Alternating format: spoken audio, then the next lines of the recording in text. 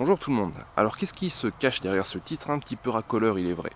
Et bien tout simplement une découverte archéologique, ou plutôt une redécouverte archéologique qui a été faite dans la tombe d'un guerrier viking du Xe siècle. Et cette tombe serait en réalité celle d'une femme. Donc cette découverte a fait beaucoup de bruit, y compris dans la presse de vulgarisation scientifique, notamment sur un article de Maxiscience sur lequel je suis tombé et qui m'a donné envie d'en savoir plus et de m'intéresser un petit peu plus à ce sujet. Donc j'ai fait quelques recherches puisque cette découverte semble avoir été quelque peu récupérée par certaines personnes qui l'utilisent pour justifier une certaine idéologie. Donc ça m'a donné envie d'en savoir un petit peu plus et d'essayer de démêler un petit peu le vrai du faux dans cette histoire.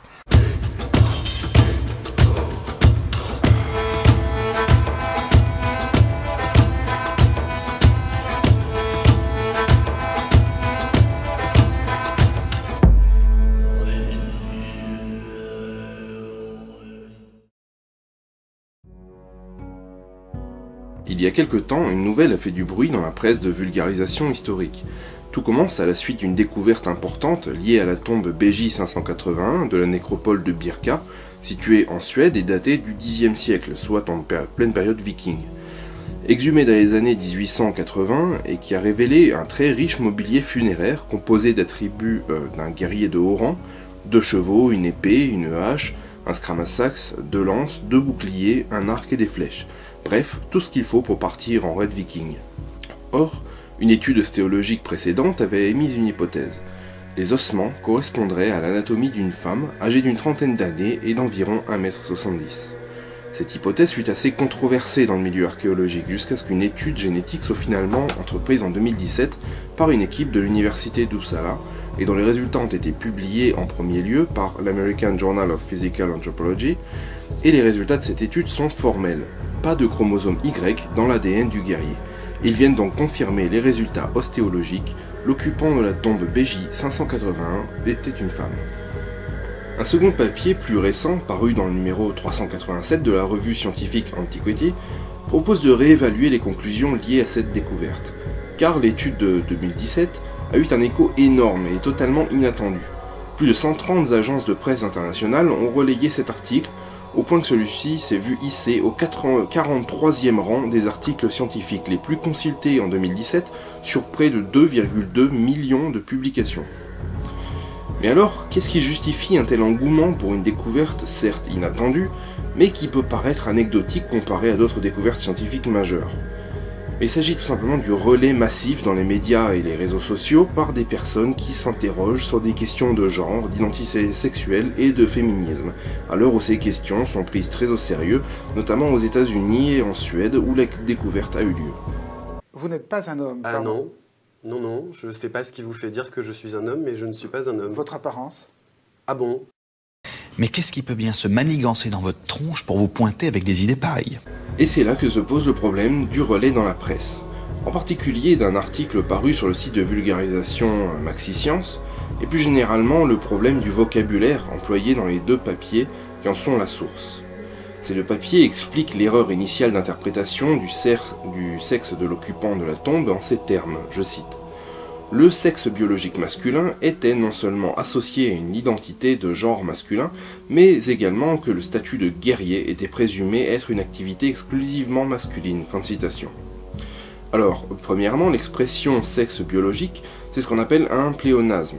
Et deuxièmement, parler d'identité de genre pour un individu ayant vécu au Xe siècle peut paraître quand même légèrement anachronique. La seule assertion faisant état du fait que l'activité guerrière était présumée exclusivement masculine suffit dans ce cas à justifier le biais d'interprétation des archéologues ayant découvert cette sépulture, qui par ailleurs pourrait tout aussi bien être expliquée par le fait que les archéologues d'alors, en 1880 je le rappelle, ne disposaient pas de la technologie nécessaire afin d'identifier de manière certaine le sexe d'un individu dont il ne subsiste que les ossements. Donc naturellement, ils se basaient sur le mobilier funéraire pour déterminer son sexe et son rang. Cela ne constitue donc pas un préjugé sexiste, comme le suggère sans toutefois le nommer explicitement cet article, mais juste un axiome fondé sur la somme des informations disponibles à cette époque et interprété selon une inférence bayésienne. Cet axiome est par ailleurs confirmé dans l'American Journal of Physical Anthropology, qui nous dit, je cite, « Comme suggéré par les enregistrements matériels et historiques, le sexe mâle a été associé à une identité de genre guerrière. » Fin de citation. Cependant, dans cette phrase, nous rencontrons une nouvelle fois un anachronisme, car au Xe siècle, guerrier est une fonction sociale et non pas une identité de genre que l'on se donne pour participer à des combats de GN. Dans le papier le plus récent, une question est toutefois soulevée sur le fait que la présence d'armes dans une sépulture ne fait pas nécessairement de celui qui est enterré un guerrier, et ceci pour plusieurs raisons possibles. D'abord, il se peut que les artefacts ne lui appartenaient tout simplement pas, ou qu'un deuxième individu, dont les restes auraient mystérieusement disparu, aurait pu se trouver à ses côtés, comme ont par exemple argumenté les détracteurs de cette découverte. Secondement, il se pourrait qu'elle fût considérée symboliquement comme une guerrière, et les armes auraient eu une fonction purement symbolique, comme cela semble être le cas dans d'autres sépultures de femmes qui ont été découvertes en Scandinavie, inhumées avec des armes non fonctionnelles, ou bien encore des tombes d'enfants enterrés avec des armes fonctionnelles, mais dont ils n'étaient pas en mesure de se servir du fait de leur jeune âge. Mais après application du rasoir d'Occam, qui est un principe d'économie qui préconise de favoriser l'hypothèse la plus logique lorsqu'on est en présence de plusieurs hypothèses, les chercheurs concluent donc que cette tombe est celle d'une femme ayant vécu comme une guerrière professionnelle et qui a été inhumée dans un environnement martial comme individu de rang élevé. Mais l'interprétation se gâte lorsqu'on poursuit la lecture de l'article d'Antiquity, qui nous annonce sans pression que l'étude de cette tombe est, je cite, « clairement pertinente pour une étude de genre archéologique incluant des théories féministes et queer ». Fin de citation. Théorie queer qui, selon eux, je cite, « est potentiellement exploitable afin d'expliquer qu'elle aurait pu être non-binaire ou gender fluid ». Fin de citation. Ce qui, selon eux, semble être l'avis de la majorité des commentateurs de cet article en 2017, provenant de sources non seulement publiques, mais académiques, qui optent pour une lecture transgenre de cet individu. Or, cet article de 2017 suggérait justement à la fin de son introduction que, je cite, « les études ostéologiques ont déclenché un questionnement sur le sexe, le genre et l'identité des guerriers vikings ». Fin de citation. La perche était alors tendue aux extrapolations les plus extravagantes, dont la palme revient certainement au papier paru dans Antiquity qui nous dit en substance que, bien que tout cela soit purement spéculatif, il y a de multiples autres possibilités à travers un vaste spectre de genres, certains peut-être inconnus de nous, mais familiers aux gens de cette époque. Fin de citation. Il ne faut pas confondre identité de genre et expression de genre, sinon on va déjà mal partir. Mais fort heureusement, le propos est plus nuancé en d'autres occasions dans l'article, comme dans cet extrait dans lequel les chercheurs interpellent le lecteur sur le fait qu'il est impossible de prouver que l'occupant de la tombe était une femme au sens genré, autrement dit qu'elle avait conservé une identité féminine, ce qui est vrai. Et il est impossible de prouver qu'elle ne se soit pas faite passer pour un homme, à l'instar de certaines femmes pirates du XVIIIe siècle notamment. Plus loin, il est formé l'hypothèse qu'elle aurait pu endosser un rôle masculin, tout en conservant son identité féminine, ce qui me paraît bien plus probable à la lumière d'éléments dont nous reparlerons plus tard. Malgré les contradictions internes que cela porte aux nombreuses hypothèses sur le genre de cette femme émises dans ce papier, l'équipe de chercheurs finit toutefois par reconnaître l'anachronisme de cet angle d'interprétation transgenré en ces termes, je cite. Alors que nous comprenons cette ligne de pensée dans le cadre de débats sociaux contemporains, il faut se souvenir que c'est un terme politisé, intellectuel et occidental, et, comme tel, il est problématique, certains diront impossible, à appliquer aux personnes des temps reculés. Fin de citation. Mais en fin de compte, qu'est-ce qui permet de dire que cette théorie du genre est inapplicable aux Vikings ? Et tout simplement l'étude de la sociologie viking, car cette théorie moderne se base sur le postulat que l'individu se constitue lui-même sa propre identité. C'est donc une idée totalement centrée sur l'individu. Or, comme le souligne Régis Boyer dans son ouvrage « Les Vikings », je cite, « on ne se définit pas en tant qu'individu, mais en fonction de sa famille. Un homme incapable de récapituler son lignage sur plusieurs générations n'a pas de valeur légale. » Fin de citation. Dans une société de l'honneur, comme la société viking, la valeur d'un homme est ancrée dans sa lignée, et c'est un bien héréditaire et non une construction individuelle. De nombreux éléments viennent renforcer cette conception fondée sur la communauté et non sur l'individu chez les Vikings, comme par exemple la notion de Haumingja, la divinité tutélaire d'une famille, le Repr, qui est une communauté rurale se devant assistance mutuelle, la Félag, une association dans laquelle les biens sont mis en commun, ou encore la loi qui prévoyait qu'une offense faite à un membre de la famille engageait cette dernière dans son intégralité. Selon ces considérations, il faut se rappeler que la société scandinave du Haut Moyen-Âge est une société relativement violente dans laquelle les ressources sont limitées et les hivers qui durent la moitié de l'année sont rudes. Dans une telle société, un homme ou une femme seule est donc littéralement condamné à mort, ce qui redéfinit totalement la notion de soi et de construction de son identité par rapport à un groupe et non de manière individualiste comme nous le faisons de nos jours. D'autre part, un élément essentiel de l'organisation sociale durant la période viking n'est pas pris en compte dans ces études.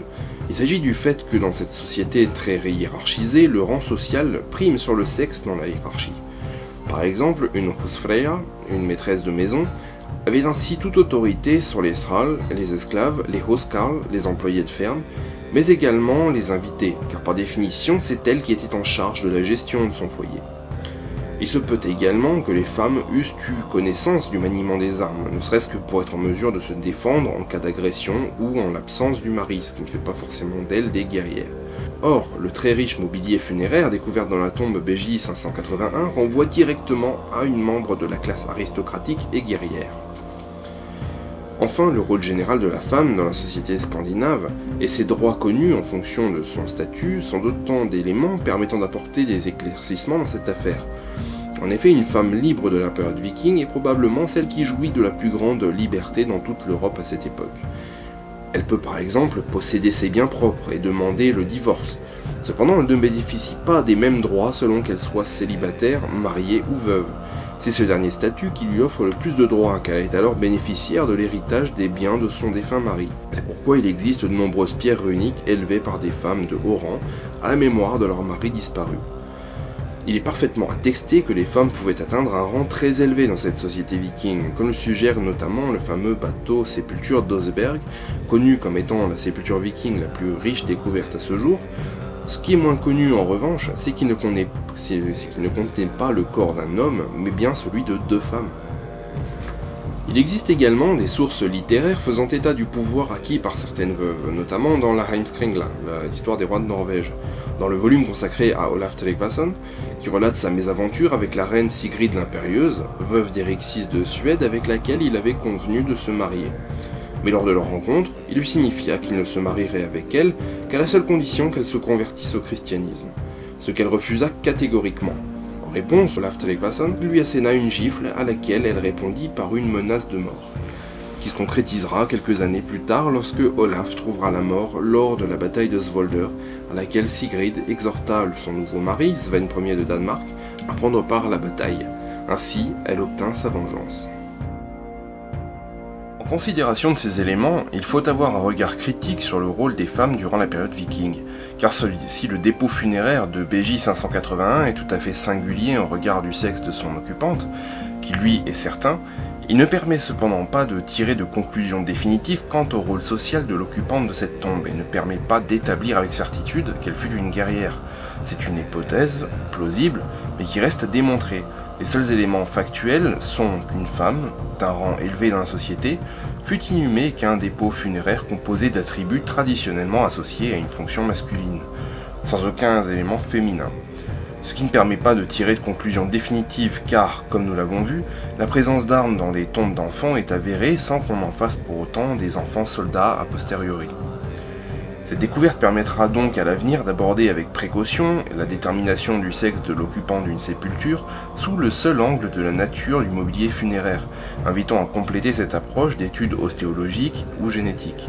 Cependant, elle ne permet en aucun cas de remettre en cause le fait que la société viking était très codifiée et, n'en déplaise à certains, très genrée, chacun ayant sa fonction propre dans la famille et la société, conformément à une certaine organisation familiale traditionnelle qui était une nécessité à l'époque. Les seules exceptions à cette organisation traditionnelle se retrouvant uniquement dans les classes supérieures de la société, car cette découverte, bien que surprenante, reste une exception parmi des milliers de sépultures de cette période étudiées à ce jour.